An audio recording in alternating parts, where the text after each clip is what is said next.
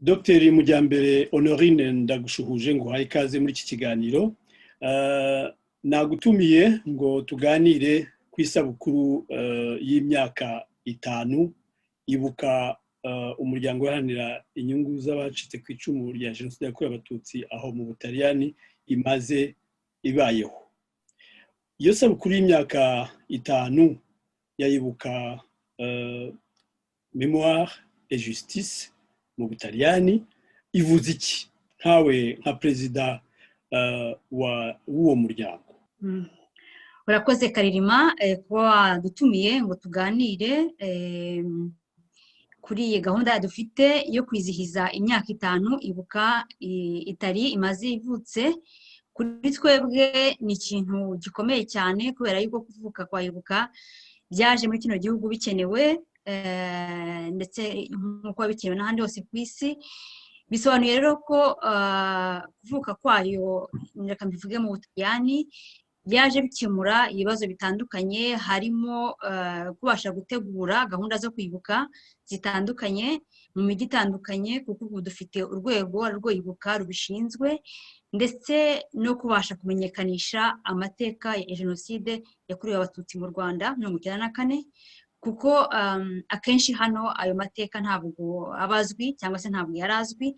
Ariko muri iyi myaka 5 tumaze nkayibuka, twabonye umwanya wo kugenda tumenyekanisha iyo Jenoside yakorewe Abatutsi mu Rwanda, ndetse no kwigisha urubyiruko cyane cyane mu mashuri, mu biganiro bitandukanye, kugira ngo bamenye ayo mateka, kuko abenshi ntibayazi. Kandi twizera ko niba ushaka kugira ngo wigishe ku mateka nk'ayo ngayo kugira ngo ntazongere kubaho, abambere bagombye guheraho cyane cyane ni urubyiruko, kuko nibo ejo hazaza. Kuri twe rero ni ikintu kinejeje.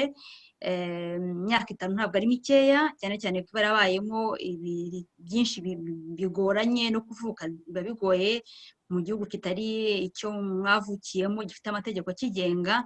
Ariko tumaze kugera kuri byinshi. Urebye imyaka 5 ku myaka 5 ntabwo ari myinshi cyane, ariko ibikorwa byabaye ni byinshi kandi binejeje. Muyiteguye mute rero iyo sabukuru y'imyaka 5?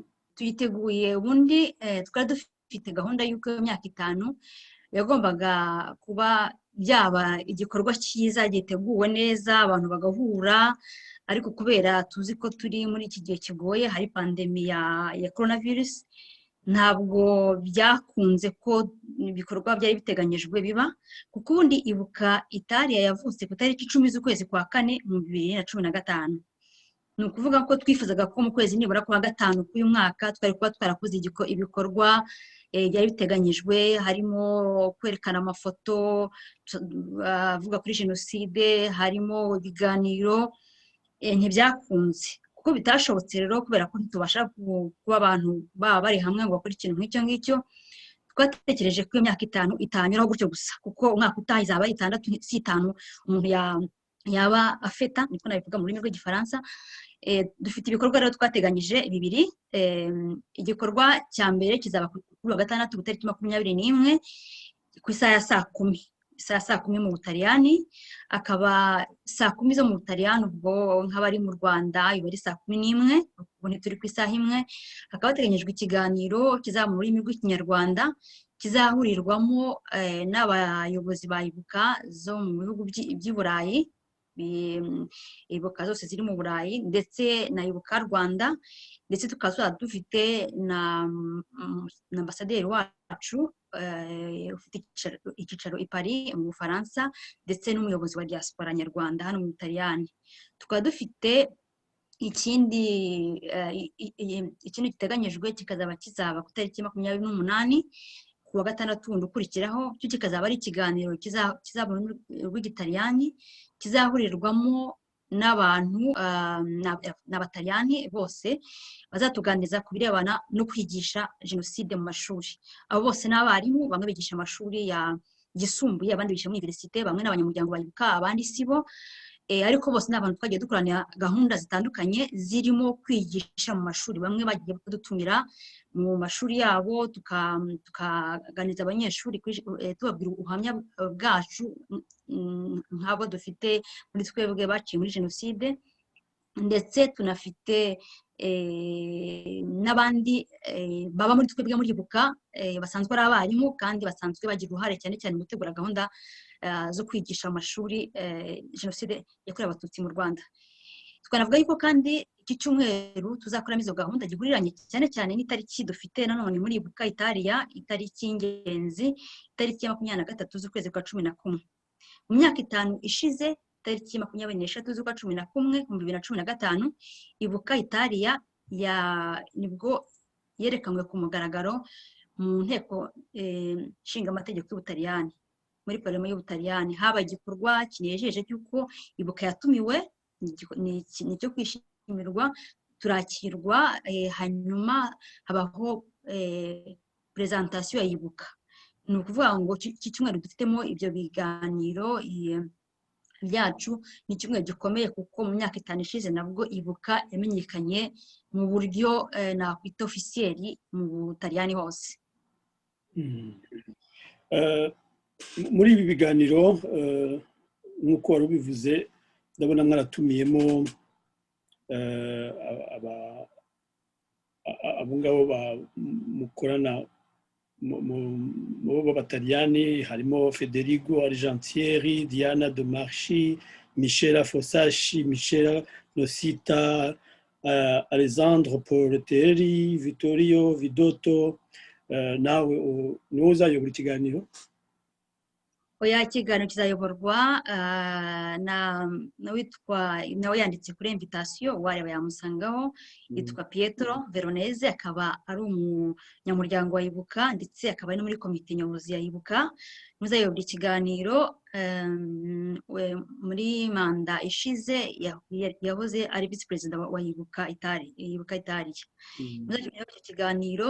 Reka nongera ko muri abatumirwa dufite bose harimo n'uhagarariye umujyi wa Milano, witwa Diana De Marchi. Diana De Marchi ni yakunze kubana natwe muri gahunda zose dutegura, abari kumwe natwe, ndetse turi no mu rugendo navuga mu gikorwa arimo kudufashamo cyuko twasaba ko habaho n'ugusaba, ariko yusabye urahabwa cyangwa ntuhabwe.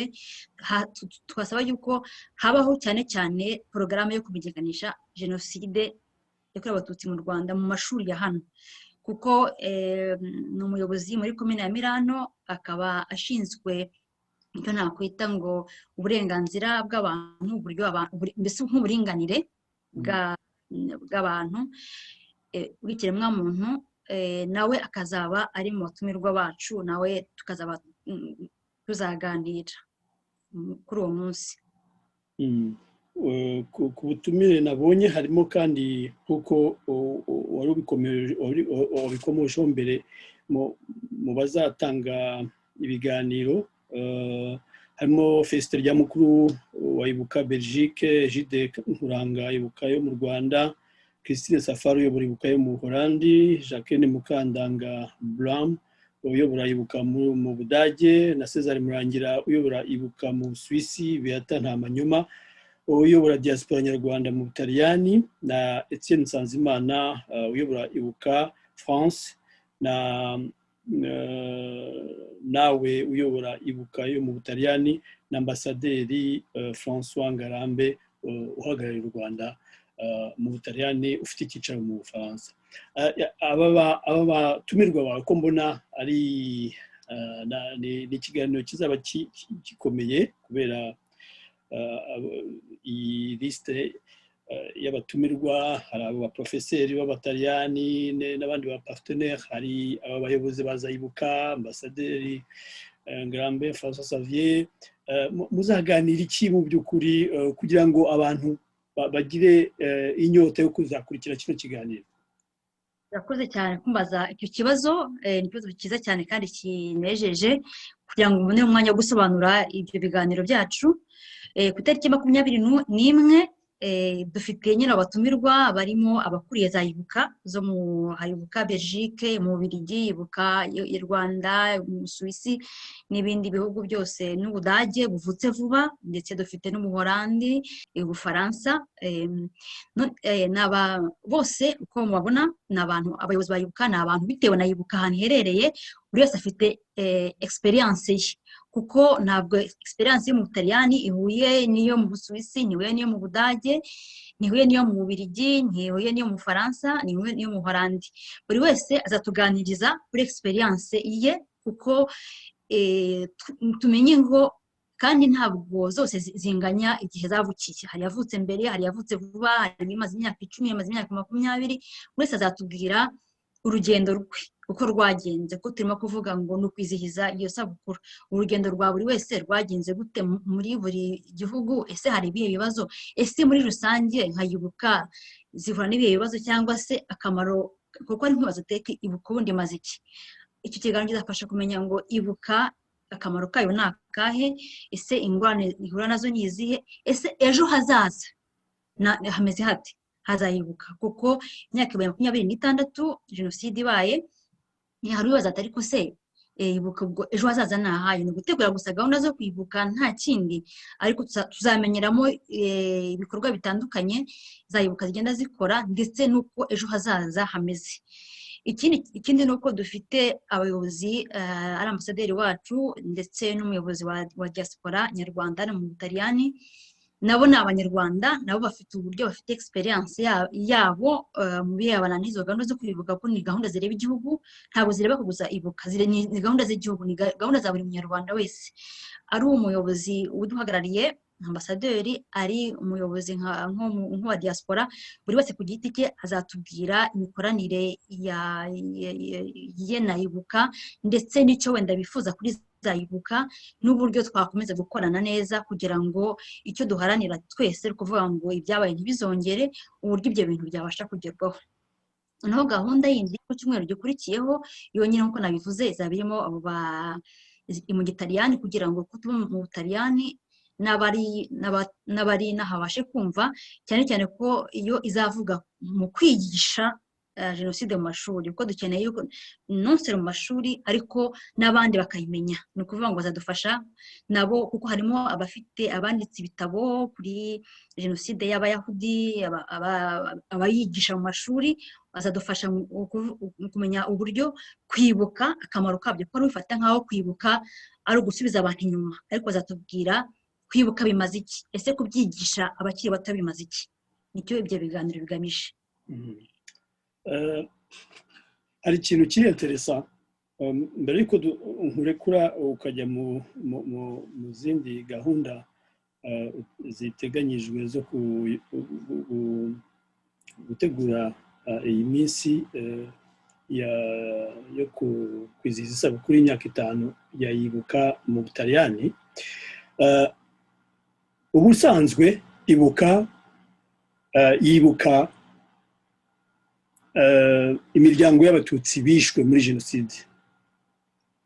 Uyu munsi mugiye guserebura ubuzima bw'imyaka 5 mwebwe muyoboye iyi miryango y'abacitse ku icumu rya jenoside yakorewe abatutsi. Wabisobanura mu magambo make kugira ngo umuntu yumve icyo bivuze kurushaho? Nibyo koko turi umuryango uharanira uburenganzira bw'abacitse ku icumu. Muri ubwo burenganzira harimo no kuvuga ngo aba bantu baragiye, ariko ntabwo bagiye, kuko aba bantu ni abantu bambuwe igihugu, ni abantu bambuwe abavandimwe. Ni ukuvuga ngo abahari ubu ngubu twese duharanira yuko ibyo bintu bidashobora kongera. Ni ukuvuga ngo turibuka ubuzima bwabo bwaducitse bitaragombaga, ariko kandi twerekana yuko tumaramaje yuko ibyo bintu bidashobora kongera kuba, kandi ko nta bandi bagomba kongera kuducika muri ubwo buryo. Cyane cyane ko tuvuga ngo ni abantu bagiye bataragombaga mu buryo iyo haba harabayeho abigisha nk'ubu ngubu bavuga yuko ibikorwa nk'ibyo ngibyo atari byo, bagaha ijambo abarenganywaga, ntibyari kuba. Ni ukuvuga ngo twe turi abavugizi b'abo bantu, turi abavugizi b'urubyiruko rw'ubu ngubu, kugira ngo narwo rwige yuko umuntu abasha kwirinda ikibi ntikibe, kandi abasha kugira icyo akora kugira ngo icyo kintu ntikibe. ni ukuvuga ngo turaharanira uburenganzira bwabo, turavuga yuko ubuzima bwagarutse n'uko ibyo byabaye, ariko ubuzima buriho kandi turizera ko buzakomeza kubaho, kuko nta bintu nk'ibyo bigomba kongera kubaho mu gihe higishwa ko bitagomba kongera kubaho kandi ko byabaye, kuko kugira ngo ibintu ubyirinde ntabwo ari uko wibagirwa ibyabaye, ahubwo uvuga ibyabaye ukanavuga icyo isomo ryasize. Niyo mpamvu dukomeza kubigarukaho no guserebura yuko iyo myaka 5 ishize dufite abantu, dufite association, dufite ishyirahamwe, dufite abantu mu Butaliyani baharanira ko ibyo bintu bitongera kubaho, baharanira kuvugira abacitse ku icumu kuko bafite ibibazo byinshi cyane bibagoye, bakomeza no kubavugira kuko tuzi yuko non seulement bagiye ariko hari abasigaye bagifite ibibazo byinshi cyane, ariko kuba dufite ababavugira muri buri gihugu cyangwa se babasha kuba bahari ni ikintu gikomeye cyane, kandi kibwira abo bantu basigaye yuko batari bonyine, bafite ababumva, bafite abatega amatwi, bafite abantu babari hafi. Ndumva twasoza twongera kwibutsa abazakurikira bazabona umwanya bifuza gukurikira ikiganiro kizabaho ku wa gatandatu. Reka nkore ko bari ubivuga, tubwire amasaha naho bizabera, hanyuma kure dusoze. Gahunda zacu nyine ziteganyije nk'uko nazivuze, dufite kuri wa gatandatu tariki 21 z'ukwezi kwa 11, isaha ya saa 10, ni 16h, saa 10 ku isaha yo mu Butaliyani. Ubwo abari mu bindi bihugu reka mvugire nko mu Rwanda wenda bazaba ari saa 11, 17h. Dufite iyo gahunda izaba inyuma kunyuraho live, izaca kuri page ya Facebook ya Ibuka Italia. Uwaje wese kuri Facebook yayibona, cyangwa se nyuma ikiganiro cyarangiye yayisanga kuri YouTube kuri kanale ya Ibuka Italia, akaba yabasha kureba ikiganiro cyose nyuma kirangiye, ariko bizacaho live kuri Facebook ya Ibuka Italia. Ku itariki 28 kandi bwo dufite none icyo kiganiro kizaba saa 9, 15h, saa 9 yo mu Butaliyani, ubwo ni saa 10 mu Rwanda, ubwo n'abari ahandi bari bisaha bazaba bafite saa 9 mu Butaliyani. Ubwo dufite icyo kiganiro nabwo kizaca nacyo kuri Facebook en direct nk'uko bizaba byagenze, kizamara amasaha 2, cyo cya 28 tariki 28 amasaha 2, hanyuma washaka utabasha gukurikira yakisangaho nyuma, cyangwa se akagisanga no kuri YouTube yacu ya Ibuka Italia. Turizera ko muzabasha kubana natwe muri benshi, bizadushimisha. N'abafite ikibazo yifuza kubaza abasha kucyandika kuri Facebook tukakibona tukakibaza, cyangwa se n'ikindi yakifuza kugezaho ubutumwa wabwohereza turabubona. Turizera ko muzabana natwe nubwo ari kure tutari kumwe, ariko haje ikoranabuhanga bituma abantu babasha kubana. Nubwo buryo dushoboye bwo kubasha kubana kandi no gukora iyo gahunda kugira ngo uyu myaka 5 ntipase inaperçu ko yavuga mu Gifaransa, ntiyite gutyo gusa ntawumenye ko niyo myaka 5 yabaye Ibuka imaze ishinzwe. Murakoze rero, tuzera ko muzabana twe muri benshi. Murakoze cyane. Icyo kiganiro cya kabiri kizaba mu ruhe rurimi, mu Italiyani cyangwa mu Italiyani? Nibutse ko ikiganiro cya mbere cyo kuwa gatandatu kizaba kitabiriwe n'abaperezida bose bayibuka ku isi, na ambasaderi w'u Rwanda mu Faransa, akaba ahagarariye n'inyungu z'u Rwanda mu Butaliyani. Urakoze cyane rero Dr Honorine Mujyambere kuba wemeye ubutumire ukatubwira ibijyanye n'isabukuru y'imyaka 5 ya Ibuka mu Butaliyani, n'ibiganiro muzakora byo kugira ngo iki gikorwa cyerekane isura ya Ibuka muri rusange. Ndagushimiye kandi mbifurije ibiganiro byiza, naho kuwa gatandatu Imana y'u Rwanda ikomeze ibarinde. Urakoze cyane.